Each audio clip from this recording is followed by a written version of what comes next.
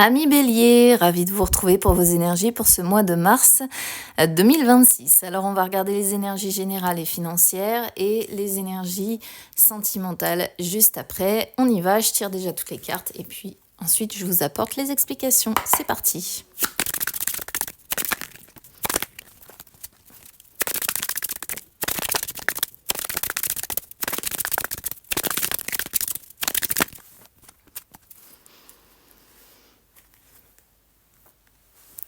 Alors, amis Bélier, on va d'abord commencer avec les énergies générales et ensuite je vais vous expliquer les énergies financières. Alors, là au niveau des énergies générales, on a donc voyage, examen et boomerang.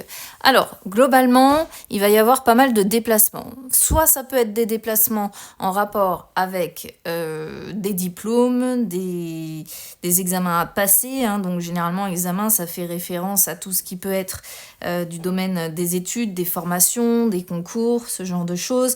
Des épreuves, quoi. Vous voyez, pour obtenir un certificat ou un diplôme en particulier.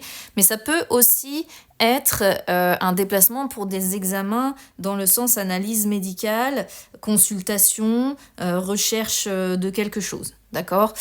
Donc, il va y avoir en tout cas pas mal de déplacements, soit pour des examens, même si j'ai pas le médical avec, mais bon, c'est une possibilité, soit, comme je vous dis, vis-à-vis d'un examen ou d'une formation ou quelque chose que vous devez effectuer. Peut-être aussi que c'est une formation en rapport avec les déplacements. Si vous êtes par exemple dans le poids lourd ou si vous êtes dans une formation qui vise en fait à tout ce qui...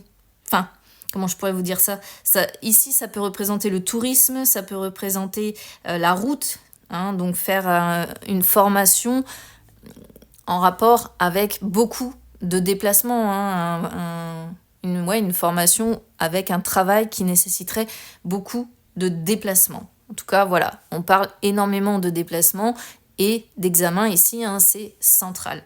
Et on voit avec Boomerang, que vous allez récolter ce que vous avez semé. Donc, vu que j'ai quand même la carte de la joie en dos de deck. D'ailleurs, juste derrière la carte de la joie, j'ai aussi la carte de l'étranger qui me confirme cette notion de déplacement. Donc, on me parle bien de déplacement. Alors, je pense que la finalité sera positive. D'accord ? Donc ça, c'est vraiment quelque chose qu'il faut retenir parce que si vous êtes en formation, si vous avez un examen, un diplôme à passer ou quoi que ce soit, vous allez récolter ce que vous avez semé, c'est-à-dire beaucoup d'efforts pour obtenir cela. Et généralement, quand on a la carte de la joie, ça veut dire qu'on va y arriver et que ça va le faire, quoi. Après, si c'est des examens en rapport plus avec le domaine de la santé, à un moment donné, je pense que les nouvelles seront bonnes. Voilà, donc il n'y a rien ici, si vous voulez, de dramatique au niveau des énergies générales. Au contraire, on a tendance à récolter ce qu'on a semé, pour moi, en positif. Maintenant, les énergies financières. Alors, les énergies financières, on a distance. Alors, c'est pareil, c'est une carte de déplacement et de mouvement, celle-ci, et jalousie. Alors, distance, c'est aussi une carte qui montre, si vous voulez, comment je pourrais dire ça, les déplacements de vos fonds. Donc, on voit qu'il y a du mouvement, tout simplement, dans vos comptes bancaires. D'accord ? Donc, ça sort, ça rentre, ça sort, ça rentre. Et bien souvent, ça montre, vous voyez, des vagues comme ça qui se font au niveau des finances.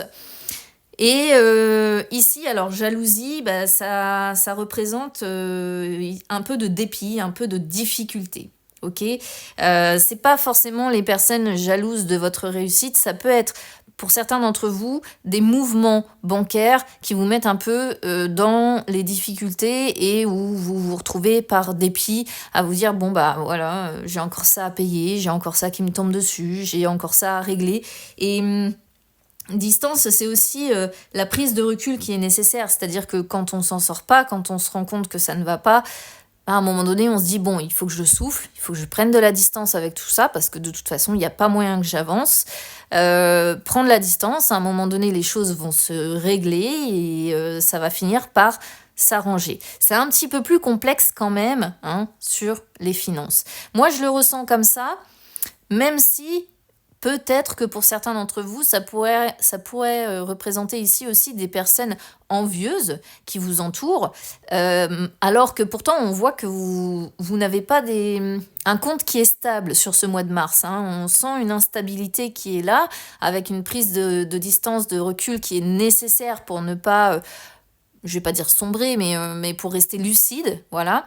Alors peut-être que certains d'entre vous ont quand même des personnes envieuses malgré cette situation de fluctuation. Mais moi, ce que je ressens surtout, c'est plutôt là, sur ce mois de mars, des sentiments de dépit et des difficultés dues à une instabilité et comme je vous dis, un mouvement de vague qui se fait avec de l'argent qui rentre et puis qui ressort et puis qui rentre et puis qui ressort et où ça avance en gros comme ça, plus ou moins tout le mois de mars, ce qui n'est pas toujours confortable. Allez, on va regarder les énergies sentimentales, c'est parti.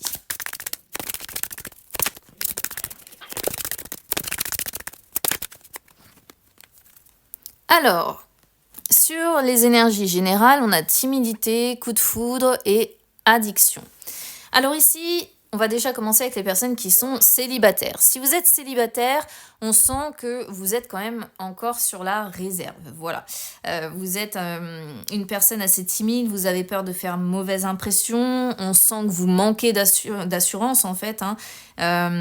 Ou alors vous pouvez vous sentir aussi peut-être impressionné par les personnes qui vous approchent. Quoi qu'il en soit, il y a quand même un sentiment d'insécurité parce que vous n'êtes pas sûr de vous, vous ne savez pas si vous pouvez plaire, vous vous posez beaucoup de questions, etc. etc. Et c'est une carte qui montre un certain inconfort à approcher les autres, d'accord? Alors, pour autant, avec la carte du coup de foudre, eh bien, on sent que ce dont vous avez besoin et aussi ce dont vous êtes addict ici, eh bien, c'est tout simplement à l'affection, au béguin, au coup de foudre. Vous adorez ça, finalement, tomber amoureux ou amoureuse. Quand ça vous arrive, vous rentrez même peut-être très vite dans une relation de codépendance, d'accord? C'est pas impossible avec addiction. C'est-à-dire qu'en fait, vous tombez facilement amoureux ou amoureuse d'une personne, mais le problème c'est que vous tombez aussi peut-être très facilement après dans la dépendance affective, ok?